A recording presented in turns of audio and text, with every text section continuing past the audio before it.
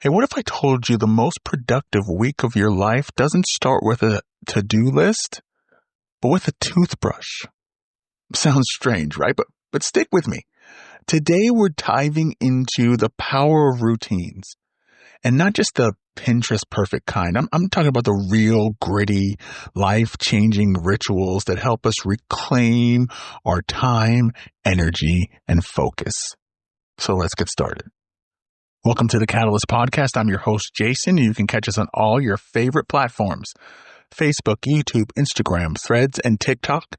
You can also listen to our episodes on Amazon Music, Apple Podcasts, Spotify, iHeartRadio, and our home at Podbean. We want to hear from you. If you're interested in being a guest or contributor, reach out to us at catalystmotivationpodcast@gmail.com. That's Catalyst Motivation Podcast at gmail.com. And don't forget to catch the book, The Ways of Compromise. Came out last year. It's available on Kindle, anywhere you get your books. We really appreciate you checking it out. Welcome to episode 130, Routines. 5 ways to have the most productive week ever. Okay, so let me paint a picture. It's Monday morning, and you wake up 20 minutes late because you hit the snooze twice, 3 times. You're rushing through your morning routine. You spill coffee on your shirt. And by the time you sit down to check your inbox, it already feels like a war zone. There's 10 minutes left before your meeting starts, the deadline you forgot about, and your brain is already playing catch up. Sound familiar? Yep. We've all been there, right? That chaotic start to the week where everything feels like it's happening to you instead of for you. And when it happens, it's easy to feel like you're failing before you've even begun. Let me tell you a quick story. Okay, so yeah. Right before the new year, I had one of those turn my life around, get ready for the new way in the new year kind of weeks, the kind where you're downloading 3 productivity apps and you're color coding your calendar like it was a work of art, and even bought a new planner, and you were going to optimize your life. And I got all the stuff from Amazon. I was ready to go. But before the year even started, I was already overwhelmed and behind and didn't even complete finishing the project. I wasn't lacking the tools. I was just lacking rhythm. I had all the gear, but I didn't have the groove. And that's when I stumbled across a quote from James Clear, the author of Atomic Habits. And it goes something like this: you don't rise to the level of your goals. You fall to the level of your systems. Let's sit with that for a second. We love goals. They're shiny. They're exciting. They make us feel like we're moving forward, but goals are like destinations on a GPS. They don't get you there. The route, the system, is what actually moves you. And the routines, they're the roads we build to get there. I mean, think about it. When motivation fades, and it will, what's left? Your habits, your rituals, the small things you do every day without thinking. That's what carries you through the messy middle when we feel like everything's hard. Let me ask you something. Have you ever had a day where you didn't feel like working out, but you did it anyway because it was just part of your routine? Or maybe you brushed your teeth even though you were exhausted because it was automatic. That's the power of rhythm. It's not about forcing productivity. It's about flowing into it. So here's the emotional truth. When we don't have routines, we feel scattered. You've been there, haven't you? I know I have. We feel like we're constantly reacting instead of creating. And that feeling, it's exhausting. It chips away at our confidence, our clarity, and our sense of control. But when we build routines that support us, not punish us, we start to feel grounded. We start to feel capable. We start to feel like we're steering the ship again. So Before we dive into the 5 routines that can transform your week, I want you to ask yourself this. Am I trying to do more? Or am I trying to feel better?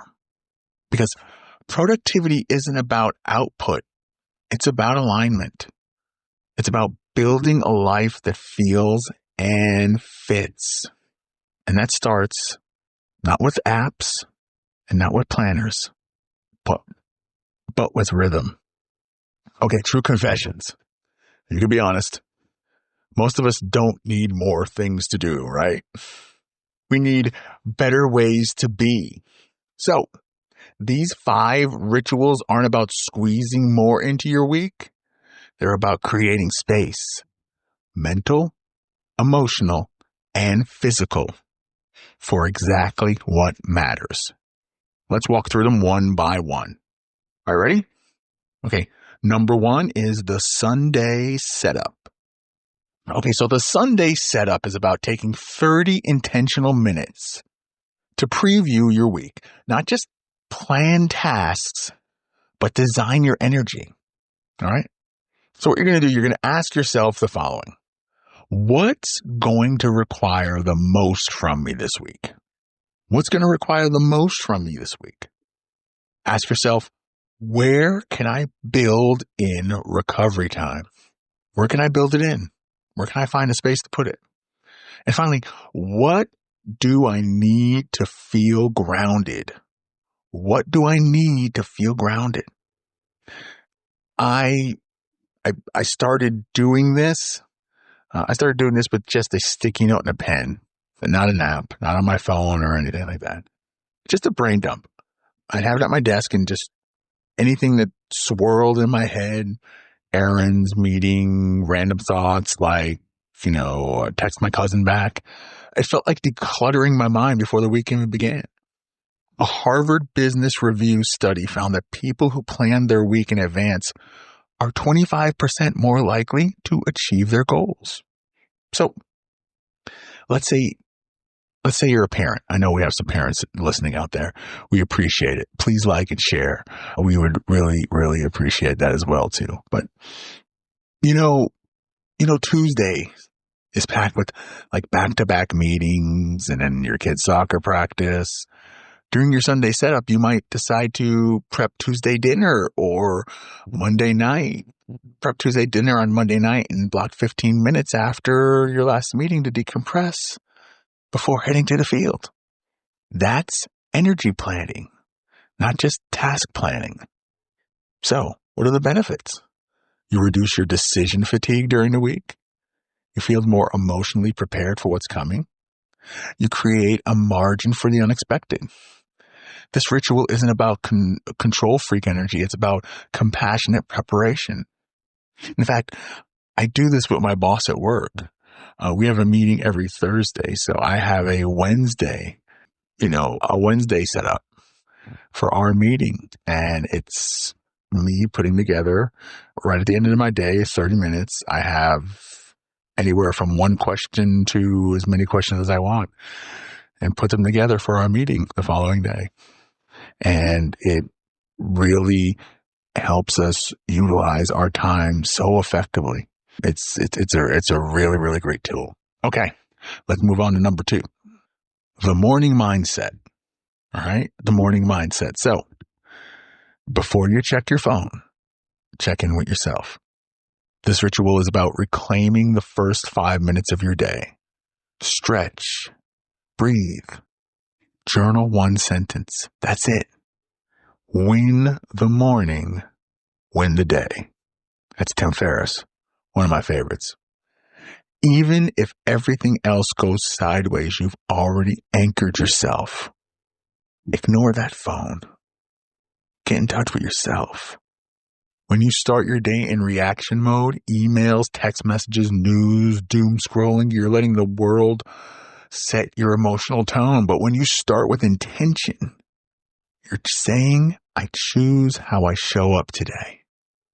An example, imagine you're a college student. Instead of waking up and immediately checking your phone, you sit up in bed, take 3 deep breaths, stretch your arms over your head, write 1 sentence in your journal, something like, Today, I want to feel focused and calm. That's it. 5 minutes. But it shifts your entire nervous system. You begin your day grounded, not reactive. You're building emotional resilience before the chaos begins. Another benefit is you're reinforcing your identity as someone who is intentional. Because this isn't about being perfect. It's about being present. And if you feel present and this is touching you, please make sure to like and subscribe and share it with someone who might need it. We'd really appreciate it. Okay, let's move on to number 3. Number 3 is the 3-task rule. Let's talk about the to-do list, or as I like to call it, the never-ending guilt parade. We often confuse being busy with being effective, but productivity isn't about doing everything. It's about doing the right things. So here's the rule. Each day I choose just 3 key tasks. Not 10, not 20, 3 key tasks. Because let's be honest, your to-do list is just a wish list for Santa. It's a strategy, right? But why does this work? When you limit your focus, you increase your impact. You stop multitasking and start prioritizing. Let's say, for example, you're a freelancer juggling multiple clients. Instead of trying to tackle 12 things, you choose 1, finish the client proposal. 2, send 2 follow-up emails. 3, outline next week's content calendar. Everything else, bonus. But if you do those 3, you've moved the needle. Benefits are, by the end of the day, you have a sense of accomplishment. You avoid the burnout of overcommitting, and you train your brain to focus deeply, not just frequently. This ritual teaches you to ask, what actually matters today? And that question alone can change everything. Okay, let's move on to number 4, the digital sunset. This one might feel uncomfortable at first, but it is powerful. So, set a time each evening when your screen goes off. No emails, no doom scrolling, just you, your thoughts, maybe a book, maybe silence. Let me tell you, I tried this for a week and I realized, man, my sleep was better. I was thinking clearer and wildly dreaming more. I mean, like vividly, like actual dreams. My brain was finally resting. The reason that it matters is your brain needs a buffer between stimulation and sleep. Without it, you're carrying the noise of the day into your dreams. Here's an example. Let's say you're a teacher. Your workday is emotionally draining and you often find yourself scrolling TikTok until midnight. You decide to set a digital sunset at 9 p.m. That's when I do mine. And after that, you put your phone in another room. Make a cup of tea, read a few pages of a novel. Within a few days, you notice you're falling asleep faster and waking up less anxious.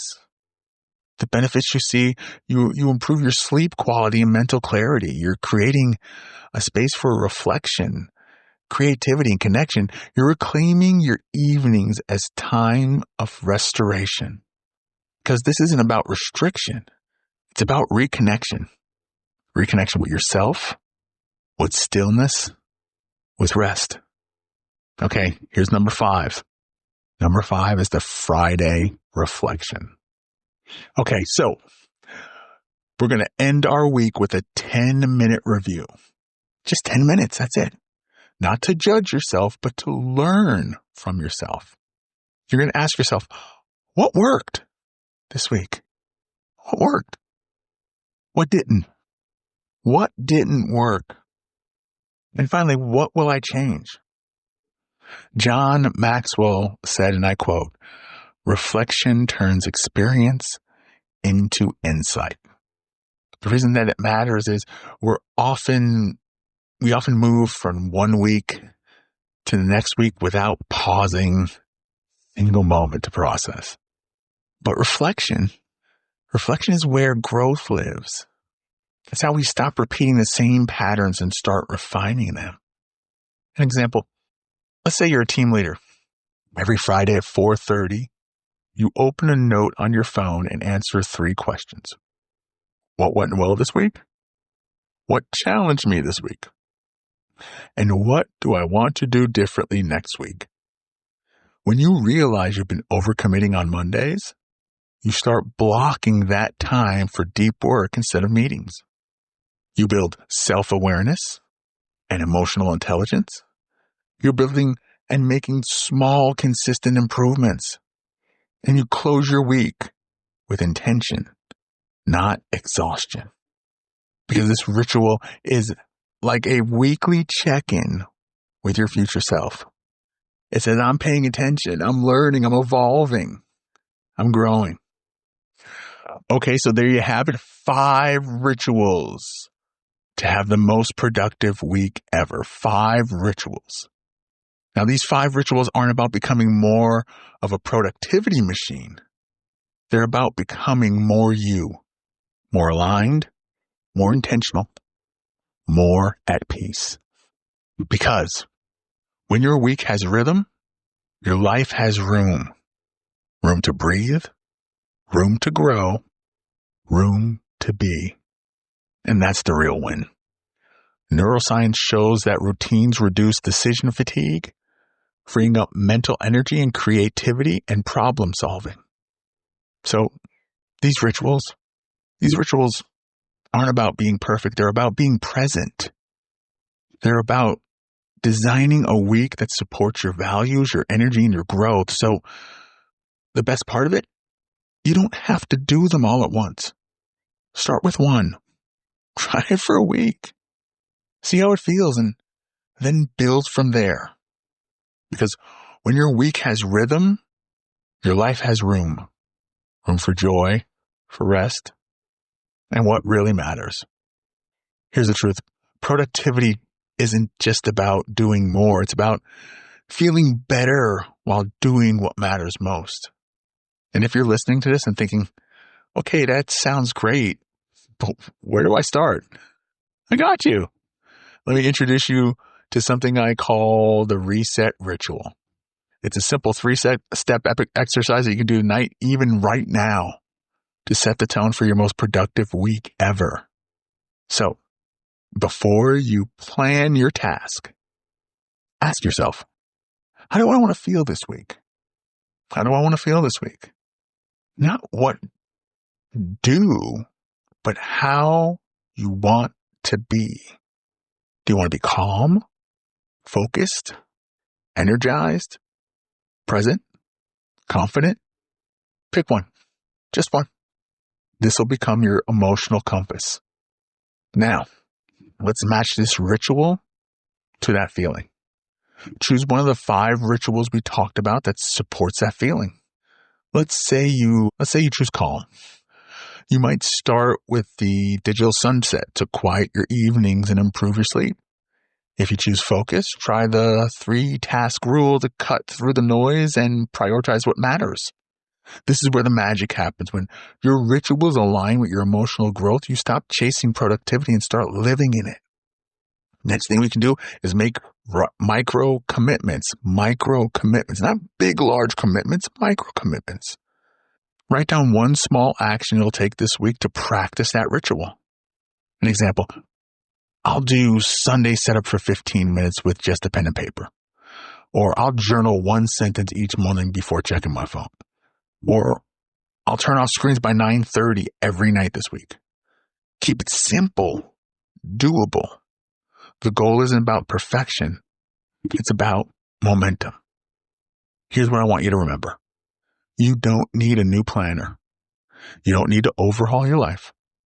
You just need a rhythm that supports who you're becoming. Because when you build your week around intention and not just obligation, you start to feel more like yourself. And that feeling is real productivity. So tonight or today, take 5 minutes. Try the reset ritual. Choose your feelings, pick your ritual, make your micro commitment, and then watch what happens. You've got this. Okay. That's it for today, folks. If this episode resonates with you, please share it with someone who might need it. Like and subscribe to our podcast for even more motivational content. Follow us on Facebook, YouTube, and Instagram. Don't forget about Threads and TikTok. We want to thank you so much for joining us for episode 130. And don't forget about our book, The Ways of Compromise. We've so separated as a country, as a world, as a nation. It's time to come back together. It's time to meet. It's time to love each other the way we should be loving each other. We don't always have to we don't always have to agree, and we can disagree, and it's okay. You can check the book out. It's on Kindle or anywhere you find your books. Thank you again for listening and joining us for 130 episodes of the Catalyst Podcast. We look forward to seeing you next time for 131. Go be great.